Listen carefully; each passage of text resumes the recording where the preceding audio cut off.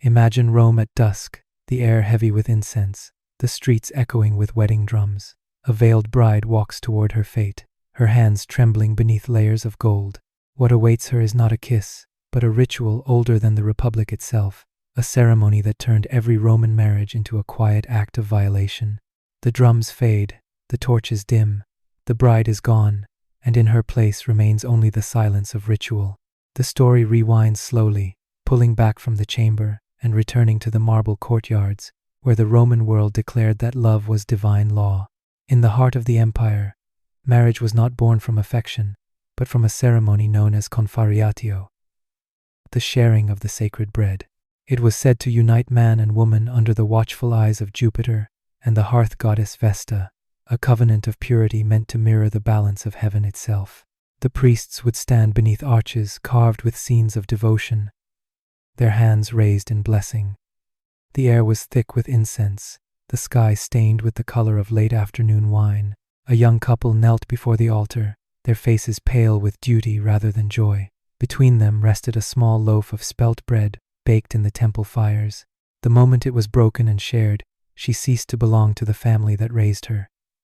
Her father's authority ended, and another man's began. The crowd would cheer, believing they had witnessed the birth of a holy union. Yet behind every prayer and every offering hid the quiet machinery of control. The empire had turned obedience into sanctity. The gods were the perfect witnesses because they could never speak. Their silence gave approval to everything done in their name. The ceremony's beauty concealed its purpose, to bind the woman not through chains but through faith. Each gesture was precise, every symbol designed to make surrender appear divine. The bread was sacred not because of its grain but because of what it represented, the breaking of will, the consumption of identity. As the couple walked away from the altar, the city rejoiced. Children scattered petals along their path. Musicians played flutes that echoed across marble courtyards. To an outsider, it looked like the perfect celebration of unity. But beneath the applause lingered a quiet truth that every Roman understood, even if none dared to speak it aloud. The ceremony was not about love, it was about order. It was about preserving the empire's image of harmony while hiding the imbalance that held it together. The sacred bread had been shared, but only one life had truly changed. She walked beside her husband with lowered eyes, her footsteps measured to his. Around them, statues of gods gazed down with blank faces, carved perfection watching the imperfect world repeat its rituals. The priests recorded the union in their ledgers, another household formed, another life absorbed into the empire's endless hierarchy. From afar, Rome looked eternal, an empire of marble and virtue. But every stone in those temples was laid upon quiet submission. Every vow spoken in the name of the gods was another act of control disguised as faith. The people believed that Jupiter blessed the obedient, and so they obeyed. The empire thrived on that illusion. To the Romans, marriage was not about love, it was about obedience, a contract sealed in ceremony and submission. The water was still. Fragrant steam rose in soft curls as the bride stepped into the bath. Guided by hands that had once cradled her as a child, her mother poured oil into the pool, the surface blooming with color that spread like a stain. Aunts and sisters stood nearby, quiet, watching. No one spoke of what the bath truly meant. To the household, it was tradition. To the girl, it was disappearance. The bath was said to purify. But it did more than cleanse the skin. It marked the end of her former life. Once submerged, she was no longer a daughter. She emerged not herself, but something prepared, something given. Her body was dried with linen cloths embroidered in red. Her hair was combed, pinned, perfumed. Her hands were painted with saffron, her lips stained with berry. She was dressed in a long white tunic and wrapped in the flammeum, the red veil worn only by brides and by the dead. It covered her face completely. When she looked into the bronze mirror held before her, she saw nothing, just color. The red was not just a sign of celebration, it was the color of blood, of sacrifice, of endings masked as beginnings. When the sun began to fall, the groom and his men arrived. They carried torches and laurel branches. Their voices echoed through the halls as they sang songs of fate and family. The bride stood still as they entered, a single figure wrapped in red amidst the pale stone. Her father approached with the ceremonial clasp, placing her hand into the hand of the man who would now own her. The crowd cheered, not for her, for the transaction. As the procession moved through the streets, the people followed. Women wept loudly, as if mourning. Men called out in song. The torches flickered against the walls, casting long shadows. Every step was part of the ritual, every cheer another nail in the coffin of the life she had just left. Then came the cry, Talassio. The ancient word rang out again and again. It sounded like a celebration, but its roots were buried in a story the Romans knew well. The Sabine women, stolen from their families by the founders of the city, taken under the pretense of unity, claimed in the name of order, Talassio. The sound of the old theft turned into custom, a myth reenacted with every marriage, a crime now rehearsed as ritual. The bride said nothing. Her mouth was hidden, her hands remained folded. At the doorway of her new home, she was lifted off her feet and carried over the threshold. Not with tenderness, with finality. Her feet would not touch the earth again until she belonged to another name. Every Roman wedding began as a reenactment of violence disguised as love, and every bride walked toward it wrapped in red, in silence, pretending it was sacred. The cry of Talassio still echoed through the streets as the procession faded into the night. The word did not belong to this wedding alone. It belonged to the beginning of Rome itself. The first time it was shouted, it was not at a ceremony but during a raid. The city was young then, filled with men and soldiers but empty of women.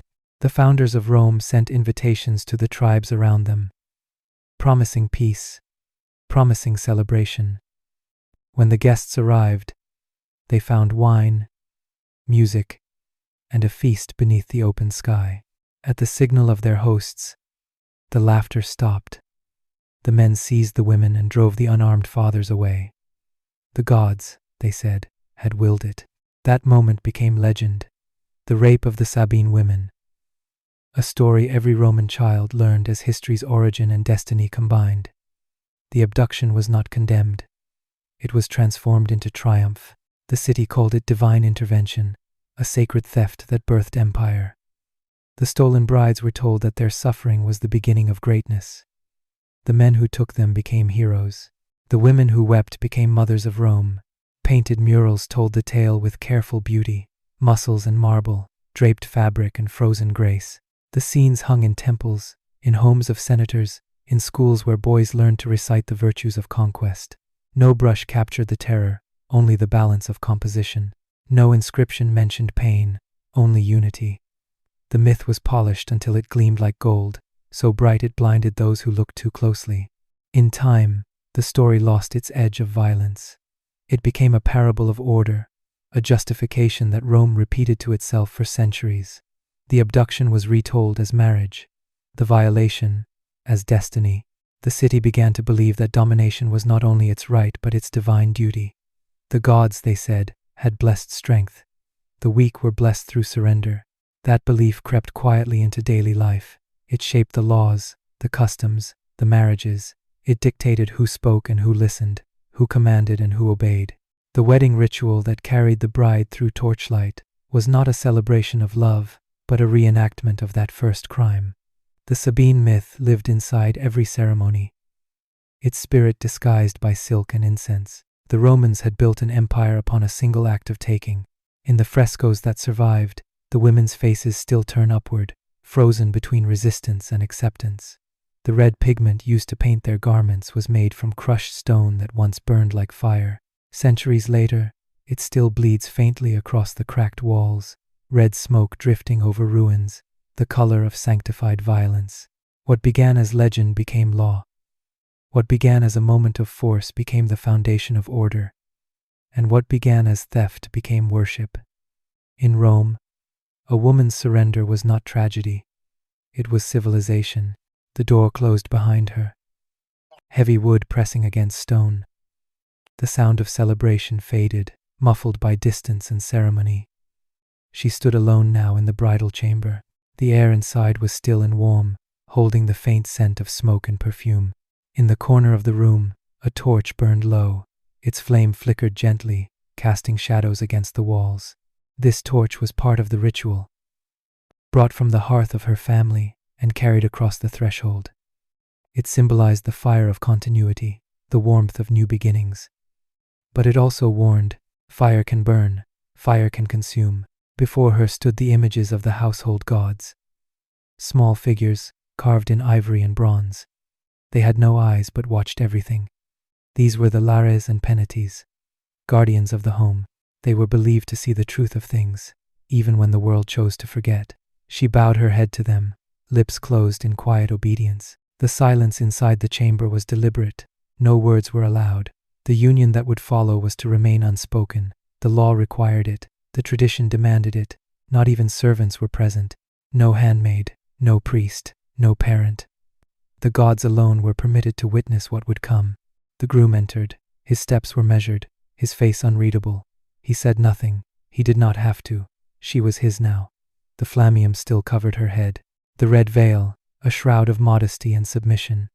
He approached and lifted it slowly. The veil folded like blood-soaked cloth as it slipped from her shoulders. He placed his hand on her shoulder. That too was ritual. Possession made physical. No kiss, no tenderness. Just confirmation. What followed belonged to no story. No song. No prayer. It was the ritual consummation of marriage. A private act, rendered mandatory. To speak of what happened in that chamber was sacrilege, not because it was sacred, but because it was shameful. The silence surrounding the Roman wedding night was a wall, built to protect not the bride, but the order that consumed her. The gods were the only witnesses, and they did not speak. They were carved without mouths, without memory, without mercy. As the torch burned lower, the chamber grew darker. The bride closed her eyes and waited. Her body belonged to the law now. Her name, her future, her voice, all placed beneath the same fire. Outside, the feast continued. Cups were raised. Songs were sung. Guests praised the union. But inside the room, nothing echoed. Only the quiet breath of the flame. The torch would be extinguished by morning, its ashes scattered, its light forgotten, but the silence would remain, not just in this chamber, but in every chamber like it, across villas, across decades, across generations. A silence no one dared to break, not because they believed it holy, but because they all knew what the truth would sound like. By morning, the chamber would no longer belong to darkness, it would belong to evidence. The torch that once burned with steady light now trembled in its oil, a single drop sliding down its base before falling to the floor. The flame thinned and sighed, the air heavy with its fading scent. Outside, the priests waited for dawn. For Rome, the wedding night was not a secret act between two souls. It was a civic ritual, a duty owed to the gods, to ancestry, and to the state itself. The empire did not see marriage as love fulfilled, but as lineage renewed. The union was sacred not because it was kind, but because it was useful. When the door finally opened, servants entered to collect what remained of the night. Sheets folded, examined, carried through corridors that smelled of incense and wine. In certain households, the priests would arrive in silence to inspect them. Their task was solemn. They searched not for beauty, not for joy, but for proof. The stain was expected, the absence of it, feared. That trace of blood was not seen as pain. It was seen as offering. It meant that purity had been exchanged for legitimacy, that a man had claimed what the gods had ordained. The bride's value rested on the visible mark of her own violation, her worth recorded in crimson. Outside the chamber, relatives waited in uneasy celebration. The mothers whispered prayers of thanks, though they knew what those prayers cost. Fathers smiled with practiced pride. The city believed the ritual confirmed both holiness and order. The law made sure of it. To be untouched before marriage was considered virtue, but that same virtue was designed to serve the state. Virginity was never her own possession. It belonged first to her father, then to her husband, then to the lineage of Rome. Her body carried the empire's obsession with purity, the illusion that control could sanctify violence. The priests, who spoke of the gods with trembling reverence, never questioned why divinity required proof in blood. They believed the red mark guaranteed favor from Jupiter and peace within the home. But every act of inspection turned faith into surveillance. Every blessing became a record. In the shadows of the villa, the oil lamp continued to flicker. Each drop of oil fell like time itself, feeding a fire that consumed everything around it. The light dimmed, leaving behind the faint glow of ash. The ritual was complete, the duty fulfilled. A Roman bride's worth was measured not by her heart, but by the stain she left behind. The city called it sacred, the priests called it order, and the women, hidden behind their veils, learned that obedience, once sanctified, could never be undone. The oil lamp finally went out.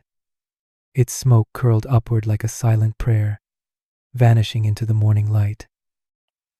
Outside, the feast began again. Inside, another silence was born. The bride is no longer the center. The chamber fades.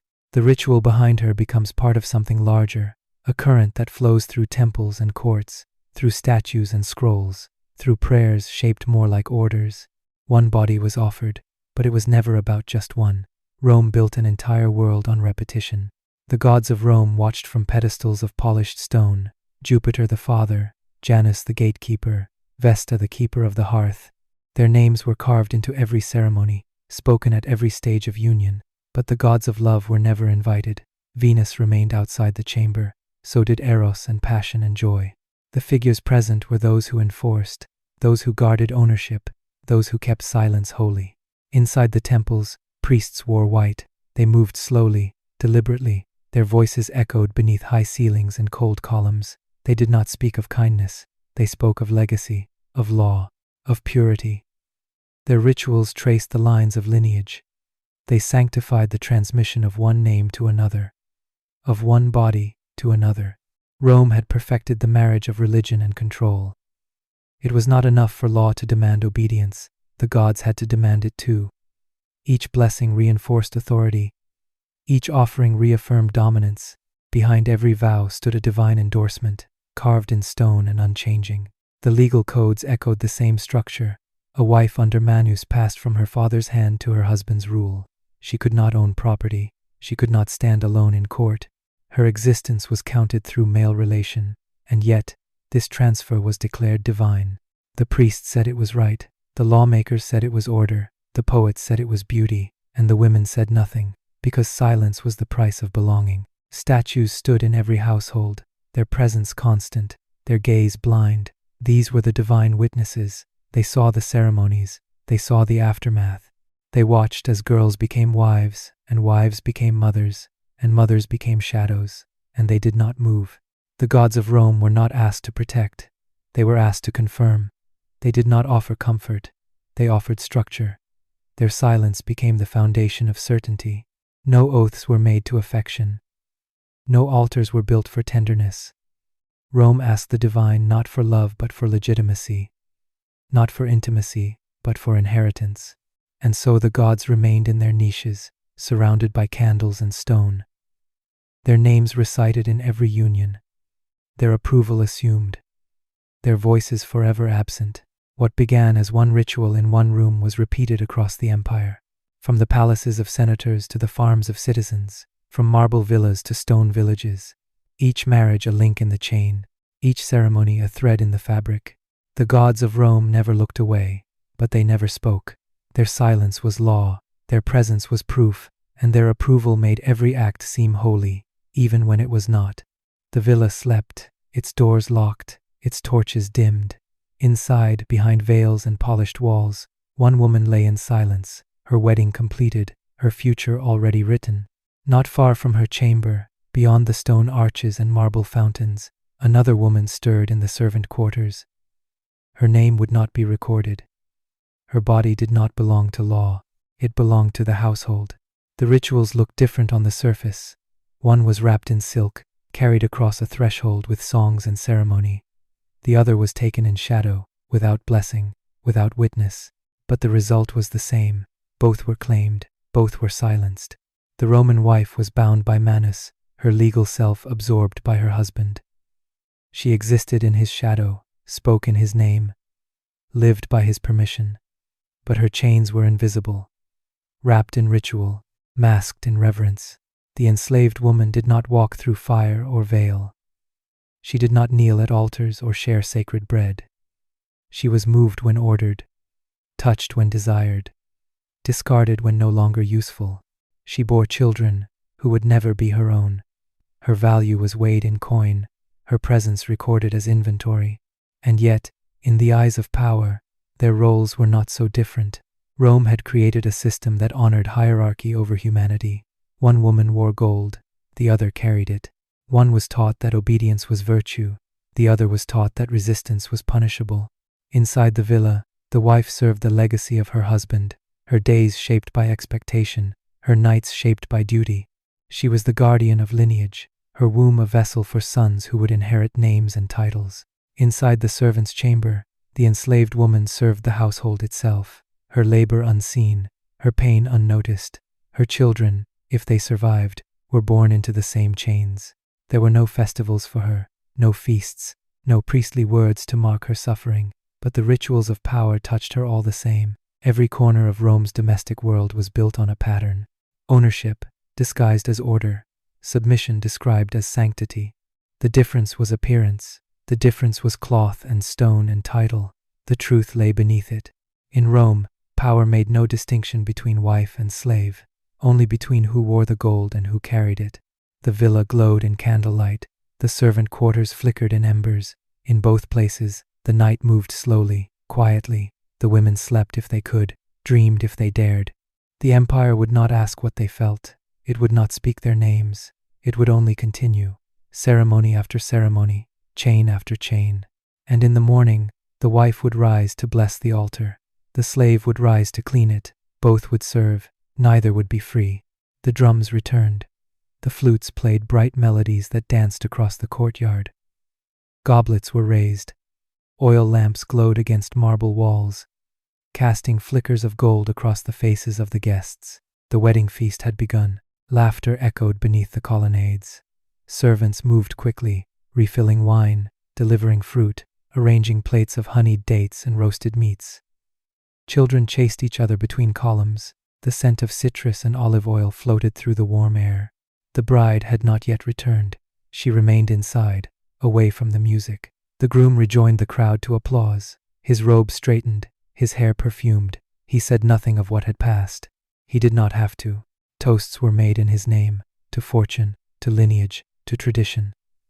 The elders raised their cups with steady hands. The younger men laughed freely, their eyes already shifting to the next feast. The women smiled as they were expected to, some tighter than others.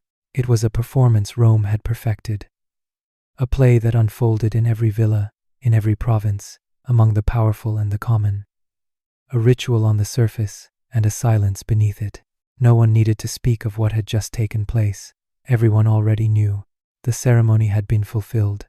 The bride had been claimed. The empire could rest easy, knowing its pattern had repeated once more. The musicians played faster. Their rhythm pulsed like a heartbeat beneath the table. The dancers stepped in time, their feet striking stone with precision. It was beautiful, it was controlled, it was practiced, and yet, behind every toast lingered a truth no one dared touch. That the joy was layered over something darker. That the celebration was built on sacrifice. That beneath the silks and gold, someone had been taken. The guests clapped, they praised the union, they admired the jewelry, they complimented the decorations, they said how lovely it all was, how honorable, how proper. Rome mastered the art of smiling while bleeding. The drums masked the quiet, the wine blurred the memory. The rituals made cruelty elegant. The feast was not only a celebration, it was a distraction. For the guests, the night would end with full stomachs and stories to share. For the bride, it would end in silence. Her role had been completed, her body turned into law, her future reduced to duty. Still the music played, still the lights shimmered, still the empire congratulated itself. This was Rome, a city that honored gods with gold and blessed pain with ceremony, a people who called domination sacred and called silence virtue. The public mask remained untouched, smiling faces, raised goblets, endless praise. The feast would last until the lamps dimmed and the guests slipped away, but the mask would remain, carved into stone, written into law, passed down through generations as if it were truth. And beneath it all, no one dared ask what had been lost. Centuries passed, The empire changed faces. Emperors rose and fell. Cities crumbled and were rebuilt. Statues lost their noses. Temples wore ivy instead of garlands. But the silence remained. The scribes of Rome wrote of battles, of triumphs, of gods walking with generals. They described the arenas in vivid detail, the blood of gladiators drying beneath a roaring crowd. They recorded speeches before the Senate, betrayals in the forum, omens in the sky. They documented the rise and fall of tyrants, the famines, the fires, the floods, but the bedrooms were left untouched, not because they were forgotten, because they were forbidden. Tacitus, who chronicled the decay of Roman morals, spoke of marriages that served politics, of women raised to obey, of girls given to men like medals for loyalty. But his pen never stepped into the bridal chamber. He stopped at the threshold. He described the walls, not what happened inside. Plutarch, in his Lives, admired the structure of Roman virtue. He praised their discipline, their rituals, their family values. He spoke of noble wives and dutiful mothers. But the ceremonies of obedience that began their stories were treated like scenery, not questions, not truth. Juvenal, sharp-tongued and merciless, attacked corruption with fire. He mocked the wealthy. He condemned the hypocrites. He described scandal without mercy. Yet even he, who spared no one, referred only in passing to the rituals of marriage. They all knew. They had all seen it. Some had lived through it. But the doctrine of silence held firm. The empire that had built so much from words knew exactly when to hold its tongue. Rome crafted its legacy like its architecture. Bold columns in the light, hidden foundations in shadow. The moral order that appeared so stable was reinforced by what was never said. Writers described law with precision. They explained property rights, inheritance rules, lineage protections. But when law and ritual met at the edge of a girl's bed, their language failed. Because the truth, if written plainly, would crack the marble. They taught generations how to speak of glory, but not how to name the cost of it. They wrote volumes about honor, but left blank spaces where submission had lived. What remained were fragments, hints, echoes, a phrase here, a metaphor there, a gesture described in passing, quickly brushed aside. It was enough for those who already knew, and too little for those who came after. History remembers Rome's conquests, but not the bedrooms where conquest began. The silence was not an oversight. It was a policy, an understanding, a shared refusal to lift the curtain from something everyone had seen, but no one wished to confront. So the scrolls rolled shut, the ink dried, the names endured. But the truth, like the women who had lived it, was hidden in plain sight, burned into ritual, bound in law, and left unspoken. The sun is low now. Its light brushes against broken walls and empty courtyards. The marble glows faintly, not with the pride of empire, but with the calm of forgetting. Wind moves through columns that no longer hold weight. Dust gathers in corners where voices once echoed. The ruins remain, but the people are gone. A stone path once swept with petals lies cracked and silent. The doorway where brides were lifted now opens to nothing. No footsteps, no music. Only stillness. Time has stripped away the gold, the robes, the red veil, but not the pattern. What began as ritual was called virtue. What repeated became law. And what law protected, tradition blessed. This was Rome's true brilliance. Not in its buildings or its battles, but in its ability to convince generations that control was sacred, that silence was peace, that suffering, when wrapped in ceremony, no longer needed a name. The empire collapsed, its borders faded, its temples crumbled, but the design it left behind still lives, in the way societies celebrate obedience, in the way violence wears the mask of honor, in the way history chooses what to remember and what to bury. The rituals may look different now, the language may have softened, but the structure remains, quiet, familiar, trusted. Rome was not the first to sanctify submission, and it was not the last. Every empire begins with a ritual. A way to make cruelty sound holy. A way to place suffering behind closed doors and call it duty. A way to turn a single night into a symbol for an entire order. The wedding drums no longer sound, but the memory of them lives in the stone, in the dust, in the stories that were never told. The camera moves slowly now, past broken fountains, past past faded frescoes, past the remains of what once declared itself eternal.